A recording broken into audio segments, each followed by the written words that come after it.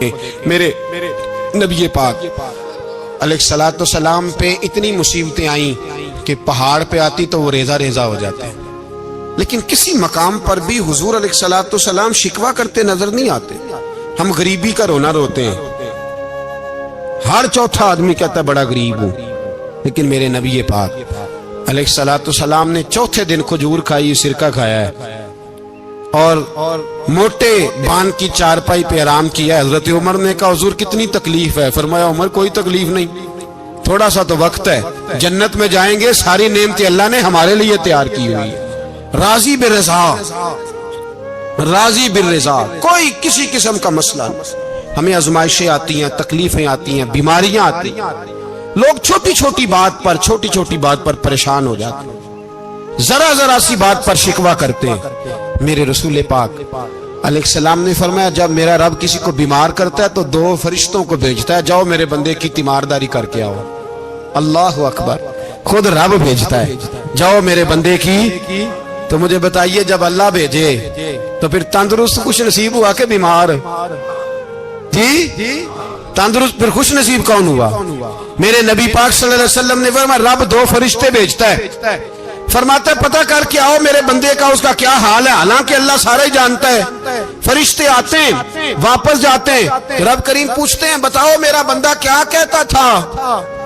اللہ تجھے سارا ہی پتہ ہے، پر ہم سے پوچھتے تو بتا دیتے ہیں، وہ یہ کہتا تھا کہ میں اپنی رب کی رضا پہ بڑا ہی راضی ہوں، وہ تیری حمد کر رہا تھا، تیری تعریف کر رہا تھا، تیرا شکر کر رہا تھا، تیرے لیے کلمات حمد بیان کر رہا تھا۔ تو میرے نبی پاک علیہ السلام فرماتے ہیں، اللہ فرشتوں سے فرماتا ہے سنو پھر اگر میں اپنے بندے کو اس بیماری میں شفا دوں گا تو اس تندرستی سے زیادہ اچھی تندرستی دوں گا جو پہلے اسے عطا کی ہوئی تھی، پہلے سے اچھی صحت دوں گا، اور اگر اسے اس بیماری میں موت دوں گا تو پھر مرتے ہی اس کے لیے میں جنت کا فیصلہ فرما دوں گا۔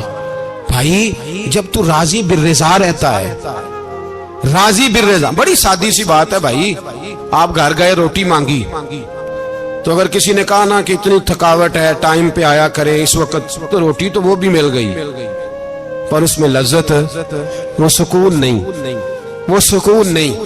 میری اماں جی سالن پکا کے رکھ لیتی تھی تو روٹی جب بھی کوئی مانگتا تھا تو تازی بنا کے دیتی تھی، ان کی طبیعت تھی۔ تو میں اکثر ان سے کہتا کہ اماں جی پکا کے رکھ دیا کرو، تو کہتے تمہیں خوشی نہیں ہوتی جب تمہاری اماں تازی پکا کے دیتی ہے؟ خوشی ہوتی ہے، طبیعت میں خوشی ہوتی ہے۔ ان کا مزاج تھا، ذوق تھا، تو ہم سمجھتے تھے یار یہ بڑی سعادت کی بات۔ تو آپ گھر گئے رات کو تو گھر والوں سے کہا روٹی، تو فوراً اٹھے، فوراً، اور انہوں نے کھانا تازہ بنایا اور ساتھ یہ بھی کہا باہر سے نہ کھایا کرے بندہ بیمار ہو جاتا ہے۔ کتنی ٹھنڈک پہنچتی ہے آدمی کے دل کو، سکون ملتا۔ تو بھائی بیماری تو آپ نے کاٹ لی، لیکن ساتھ کہو ہو بڑا بیمار ہوں، میں نے تو اتنے گناہ بھی نہیں کیے، ظلم بھی نہیں کیا، کسی کو کچھ بھی، اب بیماری تب بھی کٹ گئی۔ پر بڑی آزمائش، مریض ڈاکٹر کے گلے پڑ رہا، اس کے لواحقین جھگڑے کر رہے ہیں، بیماری وہ بھی کٹ گئی۔ اور ایک بیمار وہ ہے جو چارپائی پہ لیٹا ہے اور کہتا ہے جس طرح میرا اللہ راضی اسی طرح میں بھی راضی، تو بیماری اس کی بھی کٹ گئی۔ حضرت یونس علی نبینا علیہ السلام نے ایک دن حضرت جبریل امین ملنے آئے تو جناب یونس علیہ السلام کہنے لگے اے جبریل، اللہ کے نیک بندوں میں جو اللہ کو اس وقت سب سے زیادہ پسند ہے نبیوں کے بعد، توجہ کرنا بات پر، جو سب سے زیادہ اللہ کو پسند ہے نبیوں کے بعد ولیوں میں، اور سب سے زیادہ اللہ جس کو اللہ کی بارگاہ میں عبادت گزار لکھا جاتا ہے، میری اس بندے سے ملاقات کراؤ۔ تو حضرت جبریل نے جناب یونس علیہ السلام کو ساتھ لیا تو ایک شخص کے پاس پہنچے جو آنکھوں سے اندھا تھا، دونوں ہاتھ اس کے سلامت نہیں تھے اور پورے جسم میں پیپ جاری تھی، ریشہ تھا۔ جب جا کے السلام علیکم کہا نا حضرت یونس نے، اس نے وعلیکم السلام کے بعد پہلا لفظ پتہ کیا کہا؟ اس نے کہا یا اللہ تیرا شکر ہے، یا اللہ تیرا، آپ بھی ادا کریں اللہ کا شکر، یا اللہ تیرا، اللہ تیرا شکر ہے۔ حضرت یونس علیہ السلام کہنے لگے تو شروع سے اس طرح کا ہے، نابینا بھی اور ہاتھوں سے معذور بھی اور سارا جسم شروع سے؟ تو بڑے ہی خوبصورت لفظ اس بیمار نے کہے، کہنے لگے نہیں حضور میں بالکل ٹھیک ٹھاک تھا، جب تک میرے رب نے چاہا کہ یہ دنیا کو دیکھے تو تب تک اس نے مجھے آنکھیں دی، اور جب اس نے چاہا کہ اب اس کا دیکھنا بہتر نہیں تو اس نے واپس لے لی۔ تو یا اللہ تیرا شکر ہے، اللہ تیرا شکر ہے۔ پھر کہا جب تک اس نے چاہا کہ میرے ہاتھ رہے تب تک رہے، جب اس نے چاہا کہ میرے لیے بہتر نہیں تو اس نے لے لیے، تو یا اللہ تیرا شکر ہے۔ جب تک اس نے چاہا کہ میرا جسم صحیح و سلامت رہے تو رہا، اور جب اس نے چاہا کہ میرے لیے بہتر نہیں تو مجھے بیمار کر دیا، تو یا اللہ تیرا شکر ہے۔ تو حضرت یونس علیہ السلام کہنے لگے جبریل واقعہ یہ اللہ کا سب سے زیادہ شکر گزار بندہ ہے، سب سے زیادہ عبادت گزار بندہ ہے، سب سے زیادہ۔ میرے نبی پاک علیہ السلام نے فرمایا میرا مومن ہر حال میں ہی نفع میں ہے، نعمت ملے تو شکر کر کے نفع، مصیبت آئے تو صبر کر کے نفع، اپنی زندگی میں تحمل، بردباری، علم پیدا کرے، حوصلہ پیدا کرے۔ ہر آنے جانے والے شخص کے مزاج کے مطابق اسے نہ ملے، اپنا مزاج صحیح رکھے، اپنی طبیعت کے مطابق اپنے ماحول کو برقرار رکھیں۔ علم کے ساتھ گزارا کرو گے تو رشتہ داروں سے بھی بنی رہے گی، دوستوں سے بھی بنی رہے گی، ہر ایک سے تعلق رہے گا۔ اور اگر آپ کے اندر یہ حوصلہ نہیں تو پھر سارے معاملات پریشانی کا شکار ہو جائیں گے۔ یہ تو آج کا مضمون تھا۔ ہمیں نا لوگ مشورہ دیتے ہیں، کہتے ہیں پیر صاحب درویشوں کو سیاست کی بات نہیں کرنی چاہیے، دیتے ہیں نا مشورہ لوگ؟ جی تھوڑا تھوڑا بول دیں، تھوڑا تھوڑا دیتے ہیں نا۔ اگرچہ ہم ان کی بات نہیں مانتے، اس لیے کہ اقبال نے کہا تھا جدا ہو دین سیاست سے تو رہ جاتی ہے چنگیزی، جدا ہو دین سیاست سے تو۔ اور پہلا فکرہ یہ ہے کہ جلال بادشاہی ہو یا جمہوری تماشا ہو، جدا ہو دین سیاست سے تو رہ جاتی ہے۔ اس نے کہا جب سیاست اور دین علیحدہ علیحدہ ہوتے ہیں تو چنگیز خان اور ہلاکو خان پیدا ہوتے ہیں۔ سیاست جب تک مسجد کے اندر رہتی ہے تب تک پاک صاف رہتی ہے، وہ گندی ہوتی تب ہے جب مسجد سے نکل جاتی ہے۔ حضرت علی کے زمانے تک مسجد میں رہی، پاک صاف رہی، یزید باہر لے گیا تو گندی ہو گئی، حضرت عمر بن عبدالعزیز دوبارہ مسجد میں لے آئے تو پھر پاک ہو گئی۔ لیکن پھر بھی ایک ساتھی نے مجھے کہا تو اس کی بات میں، سب کی باتیں نہیں مانتا، اس کی بات میری سمجھ میں آئی۔ وہ کہنے لگا جی اصل بات یہ ہے کہ سیاسی تبصرے تجزیے ہم اخباروں میں ٹی وی پہ جا کے بیٹھے، جا کے بڑی مہربانی میری طرف دیکھیں، وہ ہم سنتے رہتے ہیں تو ہمارا دل کرتا ہے مسجد میں صرف ہم رسول اللہ کا پیار ہی سنیں۔ تو میں نے کہا یار تیری بات دل کو لگتی ہے، یہ بات صحیح ہے، چلو یہ نیت اچھی ہے، یہ تیرا نظریہ ٹھیک ہے، مان گئے ہم۔ میں چلا گیا دکاندار کے پاس اور میں نے اس کو جا کے کہا کہ گاڑی کا انجن کھولو، اس طرح کرو، اس طرح۔ اس نے کہا مولانا آپ جا کے نا گار تو فقہ کی کتاب کھولیں، اس لیے کہ گاڑی کے انجن کے بارے میں آپ کو معلومات، یا اگر آپ نے یہ کام کرنا ہے تو اس کو پڑھیں، کسی استاد کے پاس ورکشاپ پہ آئیں، آپ کے ہاتھوں کو، منہ کو، چہرے کو مٹی لگے، دھواں لگے، گریز لگے، پھر آپ کو پتہ چلے گا انجن کیسے کھلتا ہے۔ صحیح کہہ رہا ہوں؟ نہیں صحیح کہہ رہا؟ دعا گلہ تے ہاں کر چڑی جائے، صحیح کہہ رہا ہوں جی؟ اگر مولوی کو اجازت نہیں سیاست کی بات کرنے کی، اور مولوی کو اجازت نہیں کہ انجن کی بات کرے، تو سیاستدان کو اجازت ہے دین کی بات کرنے کی؟ یہاں تو وہ آئے نا مدرسے میں پڑھے، پورا دین حاصل کرے، پھر وہ بولے تو پھر تو ٹھیک ہو گیا۔ لیکن جب اسے سورۃ اخلاص بھی سیدھی نہیں آتی تو فتوے دینے کی اس کو ضرورت ہے کوئی؟ بولے نا یار کیوں چھیڑتے ہیں سیاستدان؟ ہم نا پچھلے جمعے جلوس نکالنا چاہ رہے تھے ختم نبوت کی ترمیم کے حوالے سے، حکومت وقت نے کہا کہ ہم واپس لیتے ہیں، تو میرے بہت سارے دوستوں نے کہا جی نکالنا چاہیے، انہوں نے کیا کیوں؟ میں نے کہا یار لوگوں کو بھی پریشان نہیں کرنا چاہتے، ہماری اپنی سڑکیں ہیں، کسی کو بس ٹھیک ہے، انہوں نے واپس لے لی تو بات ختم ہو گئی، ہم مان گئے، تسلیم کر لیا۔ اتنا ہمارا مطالبہ ہے کہ اس آدمی کو ضرور سزا دو جس نے یہ ترمیم کی ہے، لیکن ہم نہیں کرتے، کوئی نہیں نکلے، نہیں نہ نکلے بولے۔ تو وزیر قانون صاحب کو کیا مصیبت بنی ہوئی ہے نیا فتویٰ دینے کی؟ کہ ہے کوئی شوق انہیں دینا چاہیے فتویٰ؟ کہتے نہیں مرضیوں میں ہمارے درمیان تھوڑا ہی فرق ہے۔ مجھے یوں لگتا ہے کہ یہ جان بوجھ کر کوئی نہ کوئی ایسی شرارت کرتے ہیں جس سے لوگ اشتعال میں رہیں، جان بوجھ۔ حلم، حوصلہ، صبر ذات کے بارے میں تو ہے، لیکن اگر کوئی رسول پاک کی بے ادبی کرے تو پھر حوصلے کی بات ہے ہی نہیں، फिर तो जिहाद की बात है। और मैं दयानतदारी से मस्जिद में बावजू बैठकर जुमे के दिन मशवरा देता हूं हुकूमत को और वजीर कानून को मशवरा देता हूं कि ना फिरौन की हुकूमत सारी जिंदगी रही, ना नमरूद रहा, ना जाज बिन यूसुफ रहा, ना यजीद रहा। और यार दरबारी बन के हुक्मरानों की चापलूसी करते करते तुम यहां तक आ गए हो कि अब नबी पाक की इज्जत को आंच डालना शुरू कर दिया है।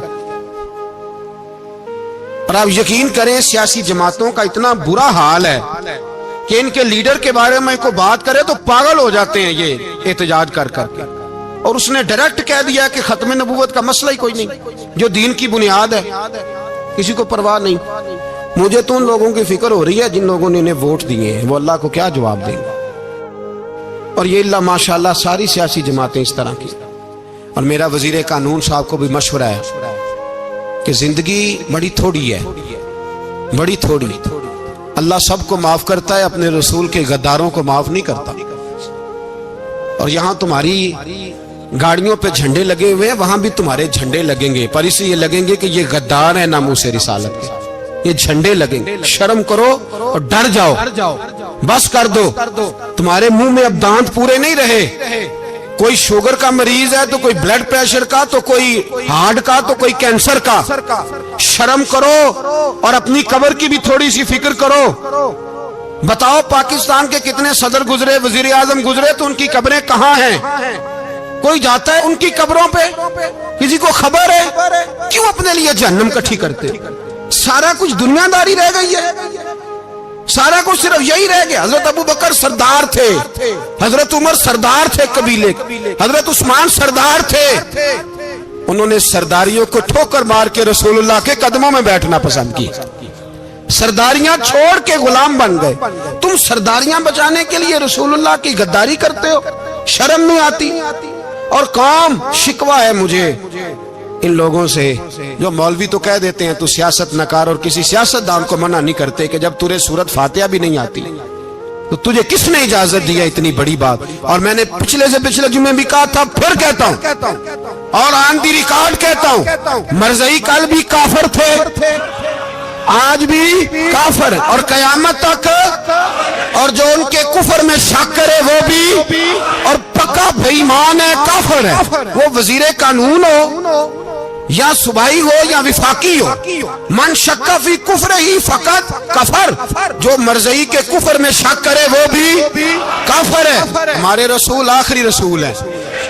हम किसी को ये इजाजत नहीं देंगे कि वो खत्म नबूवत में रखड़ा डालने की कोशिश करे। हम किसी को ये इजाजत है। और तुमने कौम को लूटा, लूटते रहो, अब ईमान पे डाके तो ना डालो। तुम्हें दौलत लूट के पेट नहीं भरा, अब ईमान लूटना शुरू कर लिया है। तुम्हारा फैक्ट्रियां लूटकर, कौमी खजाना लूटकर पेट नहीं भरा, बेईमानो अब दीन बेचकर अपनी हुकूमतें पक्की करोगे। और वो लोग भी तैयार हो जाएं जो इन बेईमानों को मुंतखब करते हैं, उनसे भी सवाल करेगा खत्म नबुव्वत का मौजू कयामत के दिन कि तुम बताओ। इनको सपोर्ट करते थे जो रसूलुल्लाह सल्लल्लाहु अलैहि वसल्लम के बाद भी किसी नबी को नबी मानना दुरुस्त जानते थे। शर्म आनी चाहिए, ख्याल होना चाहिए। और मैंने कहा कि हमारा दिल नहीं चाहता, आप यकीन करें, हमें शौक है जुलूस निकालने का, तुम्हारे खिलाफ बातें करने का। तुमने रोज थर्मामीटर निकाला होता है, चेक करते हो कि ईमान कितना है कितना नहीं है। ये पाकिस्तान अगर सूबा सिंध है तो हजरत अब्दुल्ला शाह गाजी का है, अगर बलोचिस्तान है तो हजरत बाबा अब्दुल रहमान का है, और अगर पेशावर है तो वो सूफिया का है, और अगर ये धरती पंजाब है तो ये दाता अली अजमेरी की है, ये बाबा फरीदुद्दीन की है। इसमें किसी गद्दार को कब्जा करने की इजाजत बिल्कुल नहीं मिलेगी। और हम वो लोग भी नहीं जो चुप करके अंदर सोते रहे, कौम जो करती है करती रहे, हमें परवाह नहीं ना, ऐसी कोई बात नहीं। कोई बंदा ना समझे कि इन्हें होश नहीं, इन्हें पता नहीं, हमें सारा कुछ ही आता है। फिर अगर कल को कोई मुमताज कादरी पैदा हो गया तो शिकवा ना करना, कल को कोई फिर से आमर चीमा निकल आया तो शिकायत ना करना, याद रखना।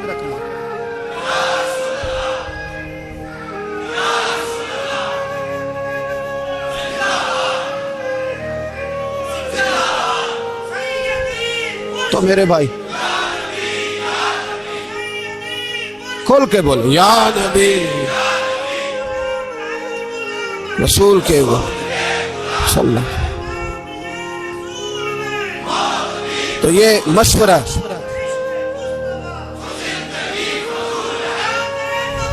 جزاک اللہ. تو یہ تمہیں مشورہ ہے.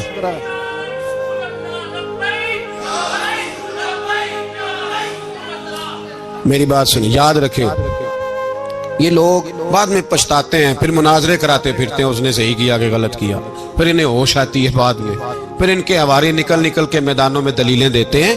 اس لیے ہمارا مشورہ ہے انہیں کہ یہ اپنی حد میں رہیں، اور جو کام تمہارے ذمہ، میں نے کہا نا تم نے بڑا لوٹا، یہ قوم روز تمہیں موقع دیتی ہے لوٹنے کا، موقع دیتی ہے، تو تم نے دولت لوٹ کے پیٹ نہیں بھرے، اب ایمان لوٹنے کے چکر میں آ گئے ہو. یاد رکھو مسلمان گناہگار ہیں، غدار نہیں ہیں. تمہیں دولت لوٹنے کا تو شاید موقع مل گیا ہے، پر ایمان لوٹنے کا موقع نہیں ملے گا. تو اس لیے اس کو لگام دو. اور ویسے بھی کتا جو پالتو ہوتا ہے نا، اس کو گھر کے اندر سنگلی سے باندھ کے رکھنا چاہیے. یہ تمہارے بوٹ چاٹتے ہیں، بھونکتے ہیں، تمہارے حق میں وزارتیں لیتے ہیں. ہم نے تو کوئی وزارت نہیں لی تم سے، اور نہ ہمیں شوق ہے اس لیے کہ ممبری کیا کرنی ہے جس کو ممبر رسول عطا کر دیا جائے. اس نے کیا کرنی ہے یہ ممبریاں، اس کو پکا ممبر رسول دے دیا جائے. تو اس لیے اس سے باہر آؤ. میں نے کہا بڑے بڑے نمرود، فرعون، قارون دفن ہے، تمہارا بھی نام تک نہیں ہوگا، بالکل نام نہیں ہوگا. اس لیے ہمارا مشورہ، اور آپ لوگ بھی آئے نا یہ اگلے سال، تو ان کو کھڑا کر کے پوچھ لینا اسلامی جمہوریہ پاکستان کا تم نے MPM میں نے بننا ہے، پہلا کلمہ ہی صحیح سنا دو. چلو خدا کا واسطہ یہی بتا دو کہ تمہیں نماز بھی ڈھب سے آتی ہے کہ نہیں. اور آپ کی موج ہے، آپ بٹھا لیتے ہیں سر پہ، کیا کریں، سمجھانے والے مفت گناہگار ہو گئے اور بہکانے والے سب تمہارے یار ہو گئے. اس لیے یہ چھیڑتے ہیں جان بوجھ کے. اور پھر جب کوئی ممتاز قادری علیہ رحمہ پیدا ہوتے ہیں، پھر انہیں دشواری ہوتی ہے، پھر ان کا جینا مشکل ہو جاتا ہے. یہ موقع دیتے ہیں، پتہ نہیں کس کے ایجنڈے پہ عمل کر رہے ہیں. میرا سوال یہ ہے، میں نے پچھلے جمعے پھر میرا سوال ہے کہ میں پوچھتا ہوں، اس آدمی کو ضرورت کیا ہے ختم نبوت پر بات کرنے کی، جب امت مسلمہ کے متفق کا فیصلہ ہے کہ مرزائی کافر، اسمبلی نے بل پاس کر دیا کہ مرزائی، ان کو اقلیت قرار دے دیا. اور جب سے وہ اقلیت بنے، نہ ہم نے ان کی عبادت گاہ جلائی، نہ ہم نے ان کو قبروں سے نکالا، نہ ہم نے، بس ٹھیک ہے جیسے عیسائی رہتے ہیں، یہودی سے کس ملک میں رہتے ہیں وہ بھی رہیں، اقلیت بن کے رہے، کوئی اعتراض. پر تم انہیں کھینچ کے کیوں قریب کرتے ہو؟ تمہارا کیا جرانہ ہے ان کے ساتھ؟ بتاؤ تو صحیح. ان لوگوں سے ان کو چاہیے اپنے منہ میں لگام ڈالیں، اور اگر نہیں ڈالیں گے پھر انشاءاللہ ڈالی جائے گی، اور بڑی تگڑی ڈلے گی، اور پھر ایسی ڈلے گی. سلمان تاثیر جب مرا تھا نا تو 5-5 لاکھ روپیہ مولویوں کو آفر کی جنازہ پڑھاؤ. 5-5 لاکھ روپیہ چھوٹے چھوٹے مولویوں کو. اور داتا صاحب کی مسجد کے خطیب بھی صوبائی جو تھے، وہ خطیب تھے، ملازم تھے، انہوں نے کہا کہ ایمان نہیں بیچنا، نکالنا نوکری سے تو نکال دو. اور بادشاہی مسجد کا مولوی جس کا پتہ نہیں چلتا، کبھی کدھر چلا جاتا ہے کبھی کدھر، یہاں تو وہ بھی کھڑا ہو گیا. اس نے کہا نا، ایمان نہیں بیچنا. گورنر ہاؤس کی مسجد کا امام کہنے لگا کہ بخشا جانا نہ جانا یہ تو رحمت الہی کا معاملہ ہے، پر اتنا گندا جنازہ نہیں پڑھنا، اتنا گندا جنازہ نہیں ہم پڑھیں گے. مرنے کے بعد تمہارے جنازے نہیں پڑھے جاتے، تمہاری قبریں خراب ہوتی ہیں. کدھر ہیں تمہاری دولتیں؟ اور وہ مولوی آج تک پتہ ہی نہیں کدھر گیا جس نے اس غلیظ کا گندا جنازہ پڑھایا. تو بھائی اپنی قبر حشر کو، جب جہاں تمہارے جنازے نہیں پڑھے جا رہے تو وہاں تمہارا کیا حال ہوگا. اس لیے ان لوگوں کو چاہیے کہ اپنی زندگی اس طرح گزاریں کہ کچھ نہ کچھ منہ لے کے سرور کائنات کے پاس چلے جائیں، ورنہ ایسا نہ ہو کہ یہاں بھی پھٹکار اور وہاں بھی پھٹکار. اس لیے ہمارا مطالبہ ہے حکومت سے کہ شرم کرو، اور ایسے بے ایمانوں کو، کالے ناگ جو تم نے بھرتی کیے ہوئے، ان کو نکالو. اور اگر تعریفیں کروانی ہو، تلوے چٹوانے ہو، تو اندر کمروں میں ان سے چٹوا لیا کرو. ان سے کہو کہ یہاں ہماری نوکری کرو، باہر نکل کے رسول اللہ صلی اللہ علیہ وسلم کے دین کے بارے میں گفتگو نہ کرو. اس لیے کہ اللہ تبارک و تعالیٰ نے اس دین کے اندر بڑا حسن اور بڑا جذبہ رکھا ہوا ہے، بڑا وقار ہے. ہمارا مطالبہ ہے حکومت سے کہ ختم نبوت کے مسئلے پر کوئی سیاستدان گفتگو نہ کرے. آپ تائید کرتے ہیں اس بات کی؟ اس پر کوئی سیاستدان کوئی گفتگو. ہمارے پاس بڑے تماشے ہیں سیاست کرنے کو، باقی تماشوں پہ سیاست کرو. یہ رسول اللہ کی ناموس کا معاملہ ہے، یہ چھیڑنے کی تمہیں اجازت؟ مجھے سمجھ نہیں آتی یار، جب بات ختم ہو گئی، اسمبلی نے بل واپس لے لیا، تو صوبائی وزیر قانون کو آخر تکلیف کیا ہے؟ آپ کے پاس جواب ہے کوئی اس بات کا؟ بات ختم ہو گئی، ہم نے جلوس نہیں نکالنا، چھوڑ دیا، خاموش ہو گئے. علماء نے میٹنگیں بلائی تھی, کینسل کر دی. ٹھیک ہے جی بات, اب دوبارہ سے کیوں چھیڑتے ہو؟ پھر کہتے ہیں احتجاج ہوتا ہے, شور ہوتا ہے. تم خود ایسی حرکتیں کرتے ہو جس سے افراتفری پیدا ہوتی ہے. یہ ملک رسول اللہ کے نام پہ بنا ہے, اور قیامت تک یہاں وہی ہوگا جو میرے رسول پاک صلی اللہ علیہ وسلم کی رضا ہوگی, اور نبی پاک کے قانون کے خلاف کوئی قانون یہاں چل سکتا؟ اللہ ہمیں سمجھنے کی توفیق عطا فرمائے. آخر دعوانا